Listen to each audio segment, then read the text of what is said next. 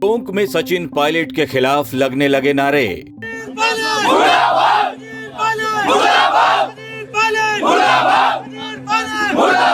नाराज लोगों ने सचिन के खिलाफ खूब गुस्सा निकाला। ट्रैक्टर से गिरने से हुई थी कांस्टेबल की मौत। बजरी माफिया के ट्रैक्टर पर चढ़े थे constable Khushiram Bairwa. National shooter भी रह चुके हैं कांस्टेबल खुशीराम बैरवा। कांस्टेबल की मौत पर भड़क उठा बैरवा समाज।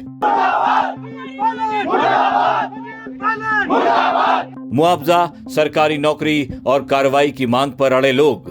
समाज ये मांग कर रहा है कि ये जो कुछ हुआ, ये घटना हुई है, एक तो क्या है कि एक्सीडेंट नहीं, ये सीधा मर्डर है, ये सीधा तो वो धारा उन पे लगे। और जैसे हम कलेक्टर साहब से मिले इन सब चीज़ों को लेके, जैसे ड्यूटी वाला मामला है और मकान वाला मामला है, खुशीराम जी तीनों संतानों को मतलब निःशुल्क शिक्षा का मामला है, 1 करोड़ रुपए नकद देने का मामला है, और उसी के साथ ग्राम पंचायत उच्च माध्यमिक का नाम उनके नाम से रखने का मामला है, शहीद का दर्जा देने का मामला। ये सारे प्रकरण है। इस विषय में हमारा शिष्टमंडल मिला, कलेक्टर साहब से मिला और मुख्यमंत्री जी के नाम भी हमने ज्ञापन दिया और कलेक्टर साहब से मिला। तो जब इन सब विषयों पे हमने बात की तो उन्होंने हमें बताया कि ये इस पे धारा मतलब मुलजिम गिरफ्तार कर लिया गया है और मर्डर का ही इस पे धाराएं लगाई गई है। और चूंकि उन्होंने एक बात जो कही हमारे शिष्टमंडल को सबको अच्छी लगी, उन्होंने कहा कि आप ये जातिगत इशू नहीं है और ये निश्चित तौर से जातिगत इशू नहीं है। उन्होंने कहा कि ये हमारे पुलिस परिवार का मामला है, तो स्टार लगा हुआ है वो उसमें ये प्राणघातक हमला हुआ है। और उस दृष्टिकोण से हम खुद अब जब उनको गाड़ा ऑनर देंगे तो हमारे जो कल तक हमें गाड़ा ऑनर देता था, आज हम उनको गाड़ा ऑनर देंगे, तो ये हमारे लिए बहुत खास हुआ है। समझाइश से 2-3 बार वार्ता की है, समझाइश समाज नहीं आप मान क्यों नहीं रहा मान है। पा रहे? नहीं, सब लोगों का ये कहना है और मैडम से भी हम ये बोल गए हैं, अंत में जो बोल गया है वो ये बोल गया, उन्होंने कहा कि हमने कहा लिखित में दीजिए।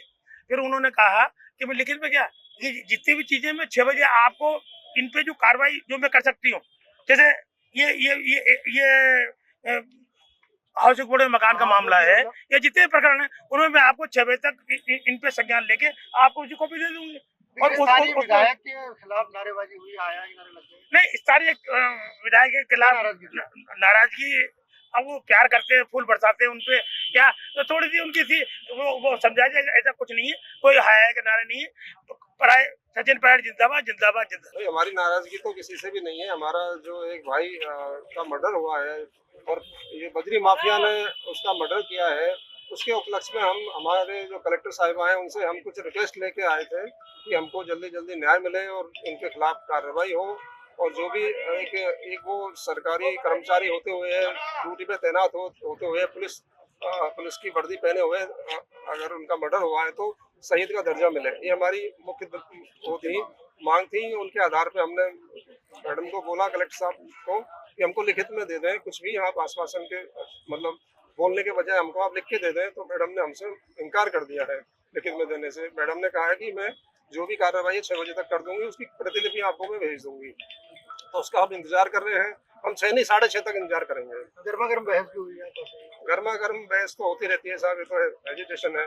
हम कुछ हमारी डिमांड रखते हैं, पुलिस कुछ हमको दबाने की कोशिश करती है, उसमें कोई ज्यादा हमको नाराजगी नहीं है, हमारा काम हम करते रहेंगे। नारेबाजी भी हुई जाए, पॉलिटिकली नारेबाजी तो सरकार के खिलाफ तो करेंगे ही हम, क्योंकि सरकार का काम है हमको न्याय दिलाना, उसके खिलाफ तो हम करेंगे। क्योंकि जो हम हमारा जो डिमांड है, हमारी मांग है, वो पूरी नहीं हुई हमको ऐसा लगता है।